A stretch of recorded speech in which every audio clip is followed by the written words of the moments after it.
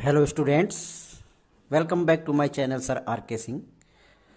आज हम पढ़ेंगे क्लास 10th का मैथ एक्सरसाइज 4.1 का question number second.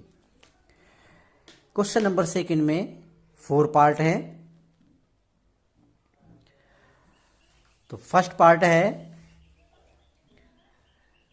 The area of a rectangular plot is 528 meter square.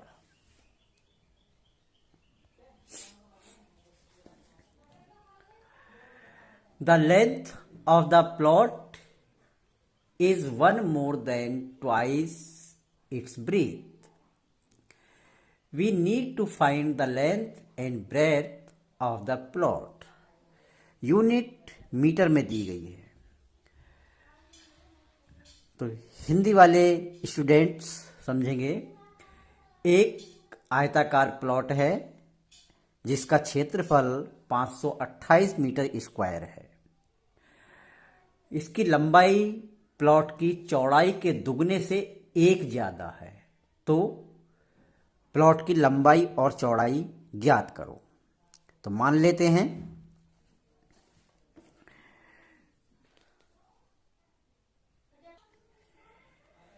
Late the breadth be x metre.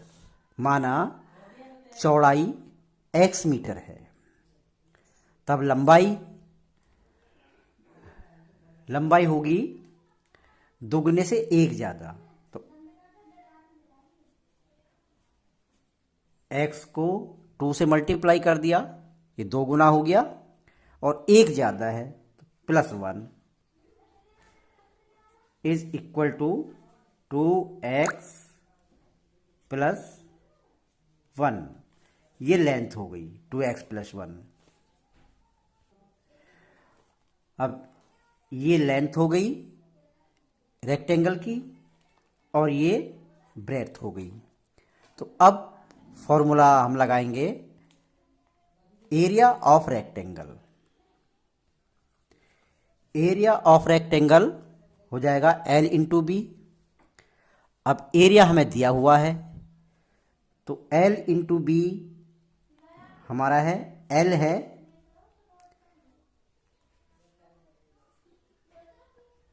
2x + 1 और breadth है x और area दिया हुआ है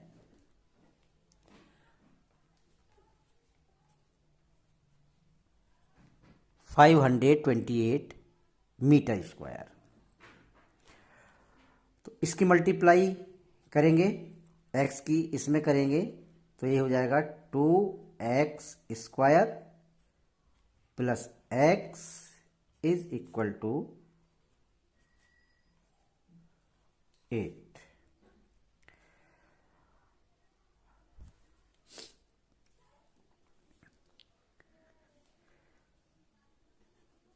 2x स्क्वायर + x इस 528 को इधर लाएंगे इक्वल से, ये हो जाएगा -528 इज इक्वल टू 0।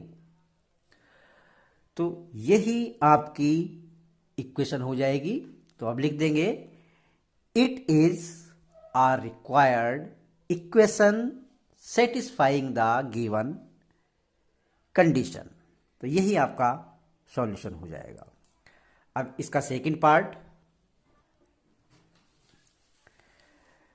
पार्ट में दिया है the product of 2 consecutive positive integer is 306। We need to find the integers. 2 क्रमागत धनात्मक संख्याओं का योग 306 है। तो वो इंटीजर क्या हैं?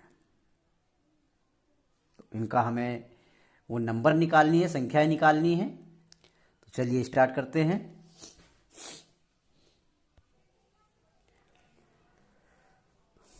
Let one integer be x, माना एक इंटीजर एक्स होगा, तो दूसरा कॉन्सेक्यूटिव कहा है तो इसका मतलब क्रमागत कहा है, तो इसमें एक प्लस कर दें, क्रमागत निकालने में के लिए एक प्लस कर देते हैं उसमें, तो दूसरा हो जाएगा एक्स प्लस वन। तो ये दोनों इंटीजर हैं। अब कहा है, कंडीशन है क्वेश्चन की, दोनों का मल्टीप्लाई जो है वो 306 है, तो इनकी multiply x into x plus one is equal to 306।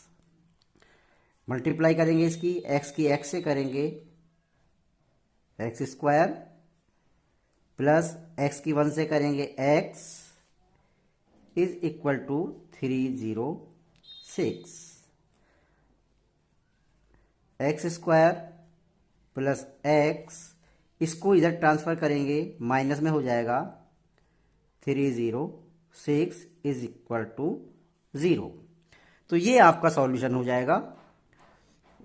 लिख देंगे, it is required equation satisfying the given condition. ये आपका इस क्वेश्चन का सेकंड पार्ट का सॉल्यूशन है। करते हैं थर्ड पार्ट। थर्ड पार्ट में दिया है, Rohan's mother age 26 years older than him.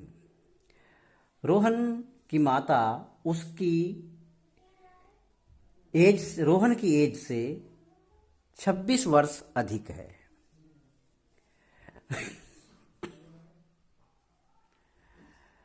The product of their age in years 3 year from now will be 360। अब से 3 वर्ष के बाद उनकी जो आयु है उनका उनका गुणनफल 360 हो जाएगा। We would like to find Rohan's present age. तो हमें रोहन की प्रेजेंट एज निकालनी है, अर्थात रोहन की वर्तमान आयु हमें ज्ञात करनी है। तो चलिए स्टार्ट करते हैं।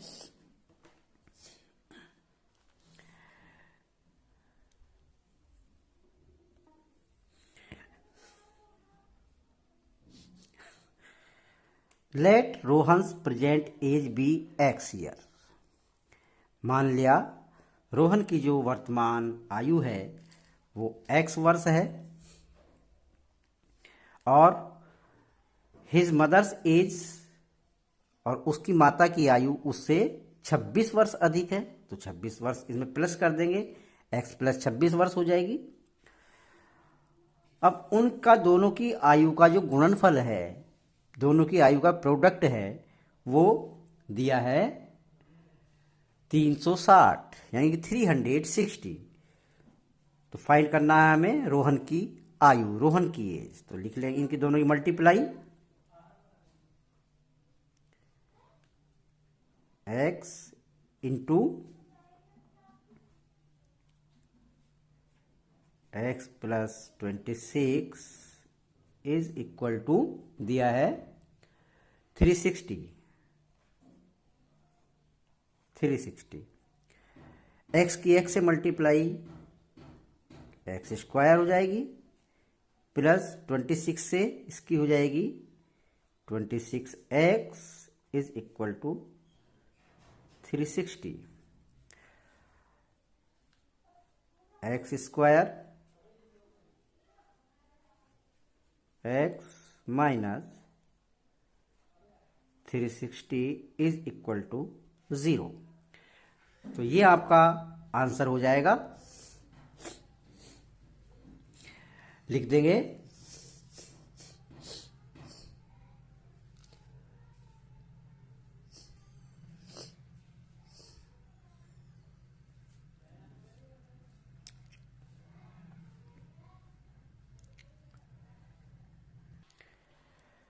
अभी ये आंसर कंप्लीट नहीं हुआ, उसने कुछ आगे भी कहा है भाई। देखो आगे क्या कहा उसने। उसने कहा है अब से 3 साल के बाद, अब से 3 साल के बाद उनकी आयु का गुणनफल 360 हो जाएगा। ये कहा उनकी 3 साल के बाद निकालना था, हमने 3 साल बाद नहीं निकाला, थोड़ी सी इसमें मिस्टेक हो गई है। 3 साल बाद की एज हम फाइंड करेंगे पहले, ये इतना नहीं करेंगे, ये लाइन नहीं होगी। 3 साल बाद छोड़ दिया हमने, तो 3 साल बाद के लिए after 3 years Rohan's as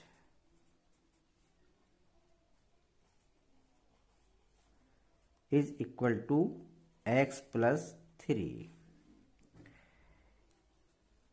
His after 3 years his mother age is equal to x+26 है उसकी मदर की एज, 26+3 ये हो जाएगी। अब इन दोनों का जो प्रोडक्ट है, दोनों की मल्टीप्लाई है, दोनों का गुणनफल है, वो अब निकालेंगे। x+3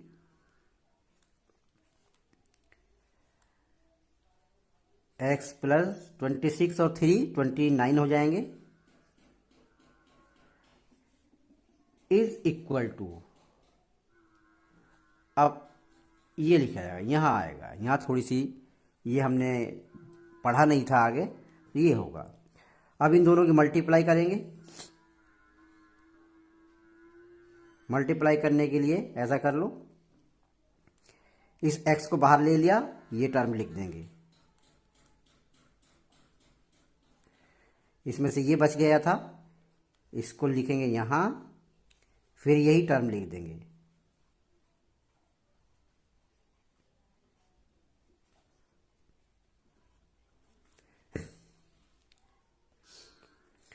अब मल्टीप्लाई करेंगे इसकी इसमें, ये हो जाएगा x² प्लस इसकी करेंगे x में 29x प्लस 3 की करेंगे x में 3x प्लस 29 की 3 से करेंगे, तो ये हो जाएगा 29 3 जा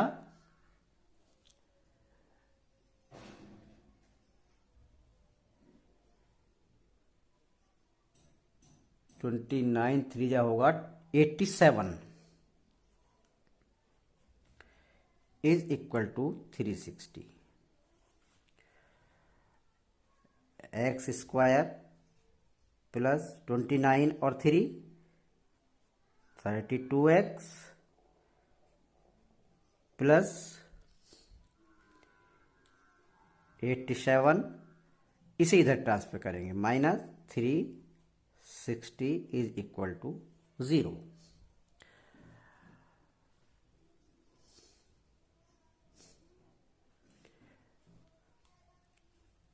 x² प्लस 32x, माइनस के ज़्यादा हैं प्लस के कम हैं, तो इसे सब्ट्रैक्ट करने माइनस का साइन आएगा, माइनस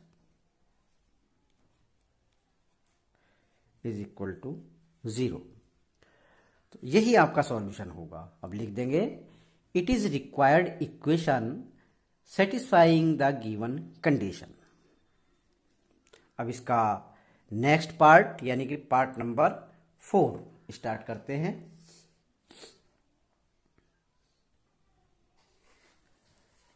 फोर्थ पार्ट में दिया है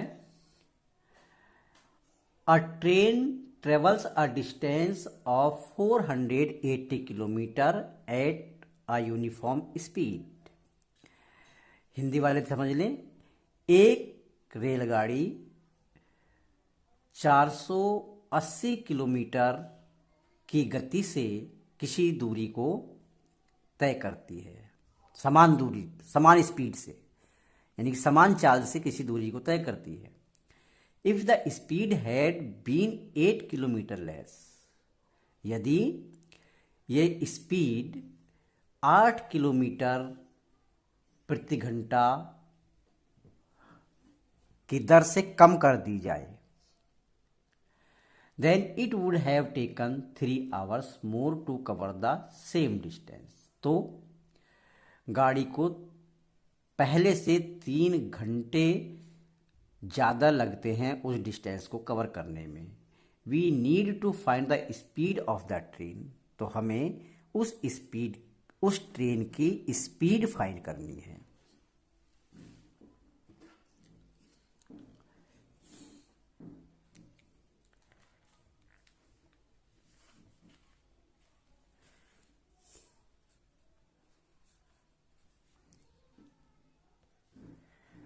तो हमने लिख लिया है, let the speed of the train be x kilometer per hour. यानी कि मान लिया रेलगाड़ी की जो चाल है वो x किलोमीटर प्रति घंटा है।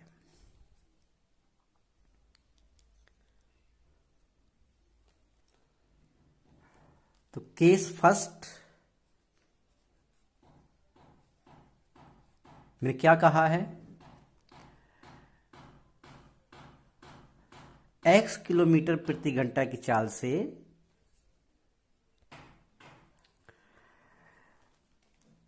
x किलोमीटर प्रति घंटा की चाल से तय की गई दूरी, यानी कि x किलोमीटर प्रति घंटा की चाल से अगर ट्रेन चलती है तो कितनी डिस्टेंस कवर करेगी।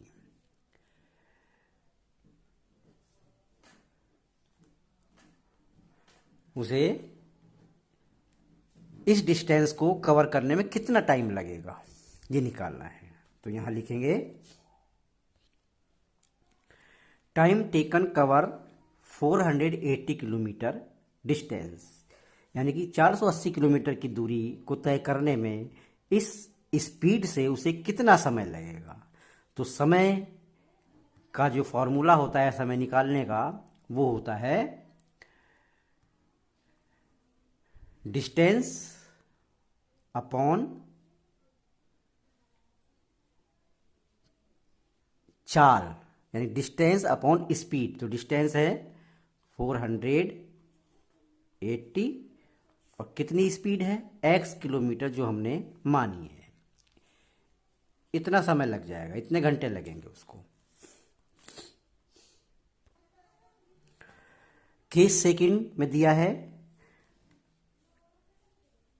तो उसके अकॉर्डिंग है time taken to cover 480 kilometers, यानी कि इस 480 किलोमीटर की दूरी को तय करने में लगा समय होगा व्हेन स्पीड डिक्रीज्ड, जब स्पीड कम हो जाती है बाई 8 किलोमीटर पर आवर, यानी जब 8 स्पीड में 8 किलोमीटर पर आवर की कमी हो जाती है। तो इसके लिए हमें पहले जो हमने लिखा था पहले इतने समय में इस स्पीड को कवर कर रही थी, अब 8 किलोमीटर पर आवर के रेट से कमी हो जाती है तो इसमें से हम माइनस कर देंगे 8, ये हो जाएगा।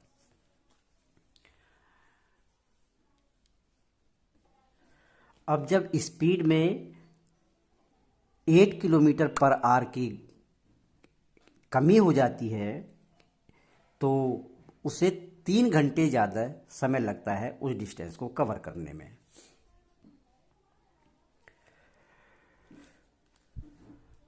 तो ये हो जाएगा, इस जो कमी होने वाला जिस स्पीड में कमी होती है इसे लिखेंगे पहले,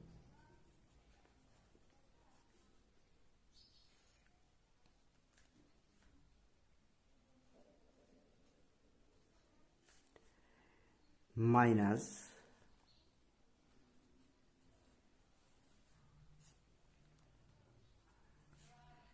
इज इक्वल टू 3, यानी कि 3 आवर्स ज़्यादा लगते हैं। अब ये फ्रैक्शन हो गई,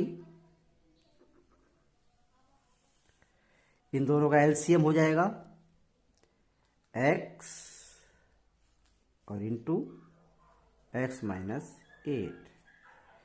इससे इसे डिवाइड करेंगे, ये कैंसिल हो जाएगा, बचेगा ये। तो इसकी और इसकी मल्टीप्लाई कर लेंगे तो ये हो जाएगा एक्स माइनस, अब इससे ये डिवाइड हो जाएगा, ये बच जाएगा, तो ये लिख देंगे। पहले ये लिखो, मल्टीप्लाई में ये आ जाएगा इज इक्वल टू 3।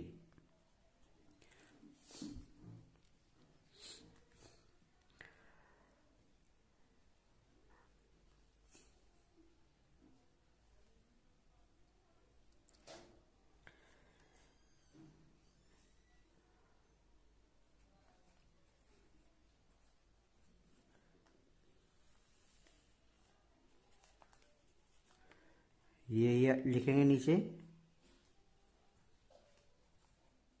क्योंकि हमें इसकी मल्टीप्लाई करनी है। ये तो यही आ जाएगा, माइनस इसकी मल्टीप्लाई करेंगे एक्स, ये भी माइनस है और ये भी माइनस है, तो प्लस में आएगा आंसर। और इसकी 8 से मल्टीप्लाई करेंगे तो ये हो जाएगा 8 0 0 और ये हो जाएगा 3 8 4। ये मल्टीप्लाई हो गई। अब ये प्लस का है, ये माइनस का है, तो ये कैंसिल हो जाएगा। ये हो जाएगा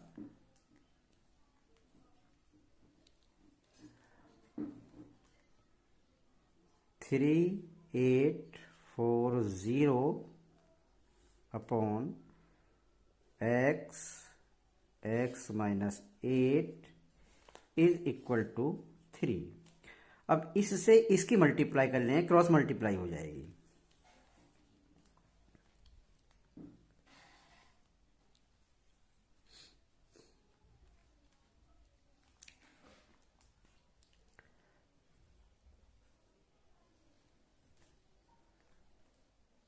इज इक्वल टू एक्स की 3 से करेंगे, 3 पहले इसको कर लेते हैं, एक्स स्क्वायर